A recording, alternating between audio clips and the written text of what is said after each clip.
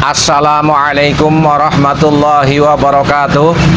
Saudara-saudaraku sebangsa dan setanah air yang kami banggakan, mari kita bahas, mari kita tentukan dulu persoalan nasab ini adalah qot'i atau hal yang pasti. Ketika ada pertanyaan, apakah Ubaid putra Sayyid Ahmad bin Isa, ya atau bukan? Dan yang menarik, tesis Kiai Haji Imaduddin Utsman menyatakan bahwa Ubaid bukanlah putra Sayyid Ahmad bin Isa. Ketika dikejar, dari mana beliau berani menjawab demikian? Jawabannya, karena tidak ada kitab sezaman yang menceritakan bahwa Sayyid Ahmad punya putra yang bernama Ubaid.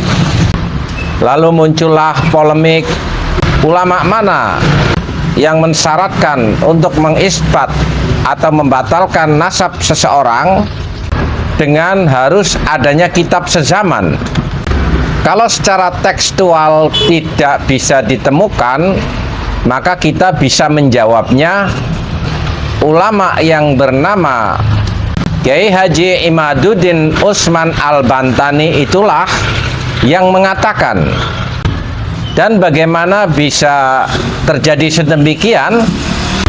Mari kita runtut dulu bahwa persyaratan kitab sezaman untuk menetapkan atau membatalkan nasab seseorang adalah sebuah paradigma baru, atau setidaknya dari hasil bacaan Kiai Haji Imaduddin Utsman lalu dirumuskan bahwa kitab sezaman menjadi syarat utama di dalam menetapkan nasab seseorang.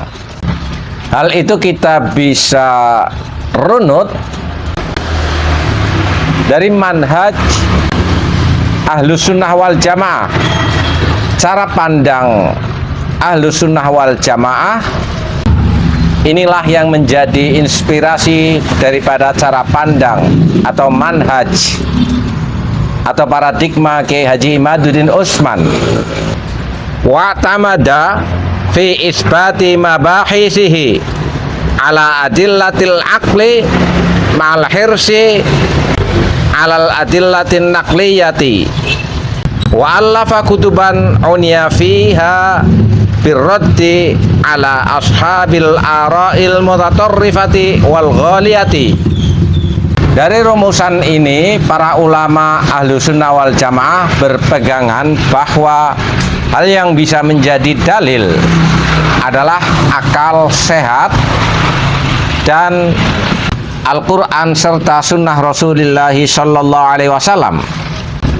Sesuatu hal yang bersifat akliyah juga bisa menjadi landasan seseorang untuk menjadi pegangan, menjadikan dalil dalam dia menentukan hukum ataupun menentukan kesimpulan-kesimpulan. Hal yang bisa diterima oleh akal sehat semua orang, bukti-bukti otentik dari kitab. Dalam hal ini, persoalan nasab dibutuhkan sebuah tulisan yang dibuat pada saat seseorang itu masih hidup, atau paling tidak yang mendekati dengan zaman seseorang. Dan itu pun harus diverifikasi. Kalau kita kiaskan dengan kaidah atau adigium dalam ilmu mustalahil hadis, kaifa akhadha ulama'us salafi al hadisa minar ruwati wa kaifa na'khudul an minal kutub al mutanawwi'ah. Ya, karena pada zaman saat sekarang sudah tidak mungkin lagi seseorang itu mendapatkan hadis dari metode perawian, dan kitab-kitab hadis sudah terkodifikasikan para perawi yang nyambung ke Rasulullah sallallahu alaihi wasallam. Ini juga bisa menjadi landasan daripada manhaj Kiai Haji Imaduddin Utsman bahwa kitab sezaman atau yang paling mendekati menjadi basis utama seseorang untuk menetapkan atau membatalkan nasab. Bukankah kita justru bisa melihat disinilah titik kehebatan Kiai Haji Imaduddin Utsman menulis sebuah karya ilmiah bukan saja dari data-data yang terkumpul dan terolah, namun berawal dari sebuah paradigma bahwa kitab sezaman menjadi syarat utama di dalam menetapkan nasab seseorang. Dari sini baru masuk ke wilayah metodologi melalui pendekatan kesejarahan. Nasab menjadi subbagian dari ilmu sejarah. Lalu lahirlah hipotesa dan pengumpulan data yang akhirnya dikaji menghasilkan sebuah tesis. Di zaman akhir ini hampir relatif sangat jarang sekali seseorang yang menulis karya ilmiah dengan runtutan menciptakan manhaj atau paradigma tersendiri. Biasanya paling pada tataran hipotesa, melahirkan judul dan variabel-variabel, lalu kesimpulan. Jadi kalau ada pertanyaan siapa ulama yang mensyaratkan kitab sezaman dalam persoalan pernasaban, kita harus berbangga ulama Indonesia yang bernama Kiai Haji Imaduddin Utsman.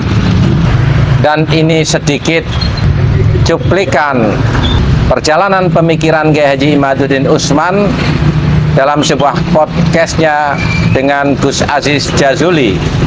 Tentang kitab sezaman, silakan Gus Aziz buka kitab Rasail.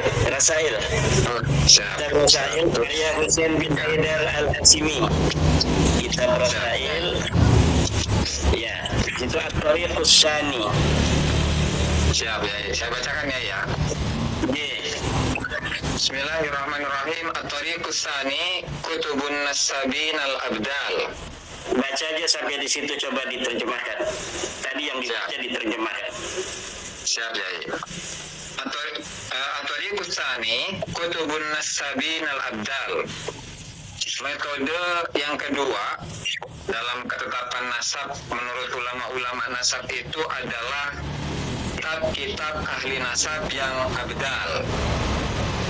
Al-ulama istiqat, yaitu mereka para ulama-ulama yang terpercaya.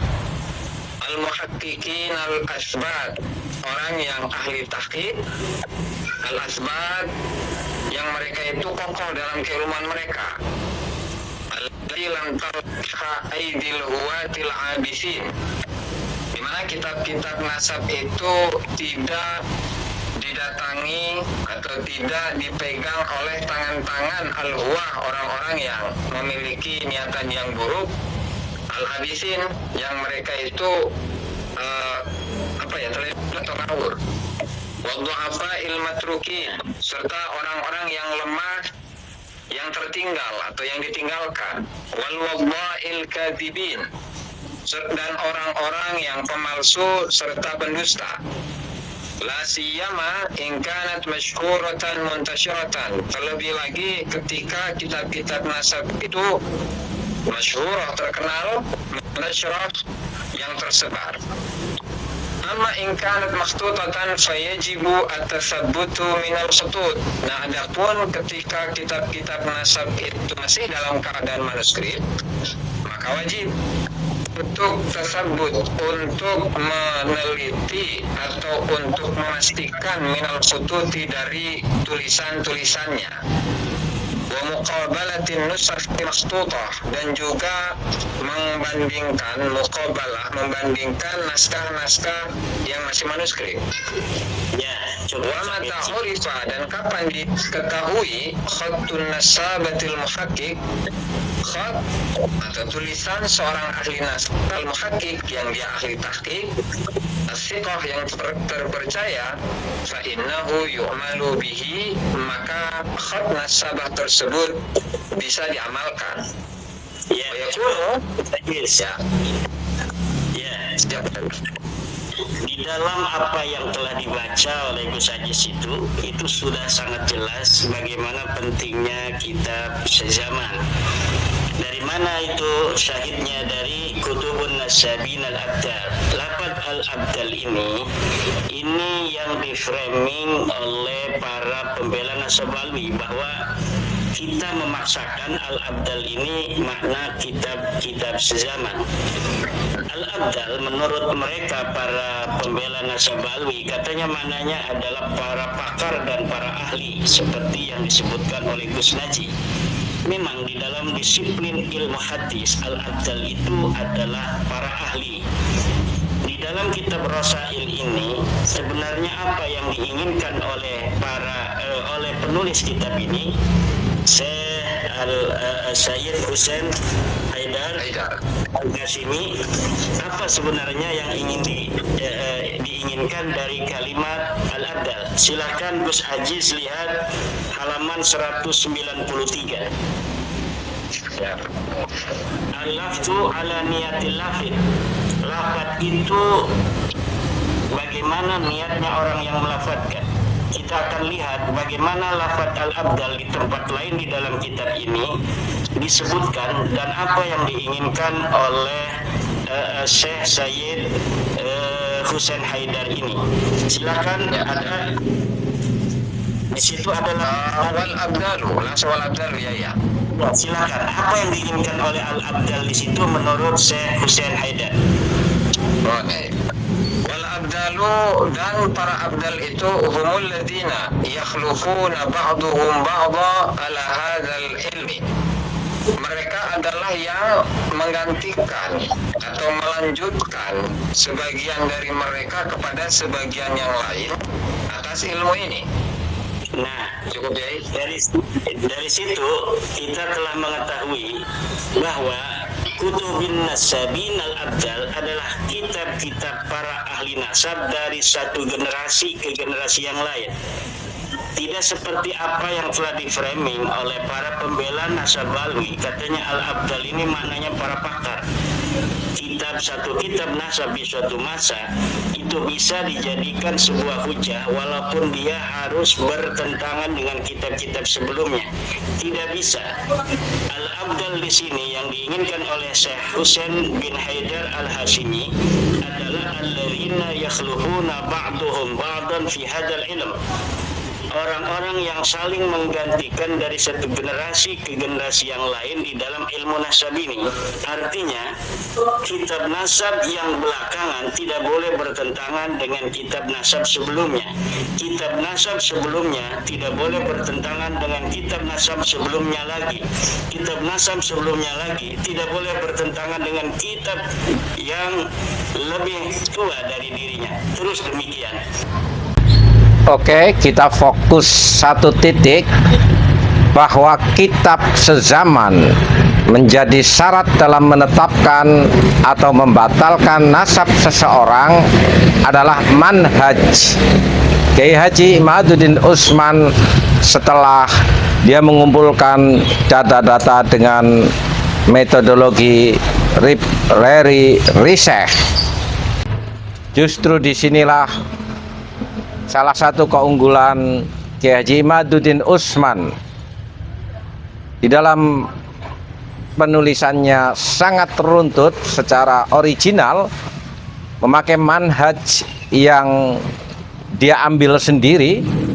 Jadi sekali lagi, kalau ada pertanyaan ulama mana, ulama siapa yang mensyaratkan dalam pembahasan nasab harus ada kitab sezaman, kita harus berbangga berani mengatakan ulama dari Indonesia. Beliau adalah Kiai Haji Imaduddin Usman. Bersiaplah. Walafu minkum. Wassalamualaikum warahmatullahi wabarakatuh.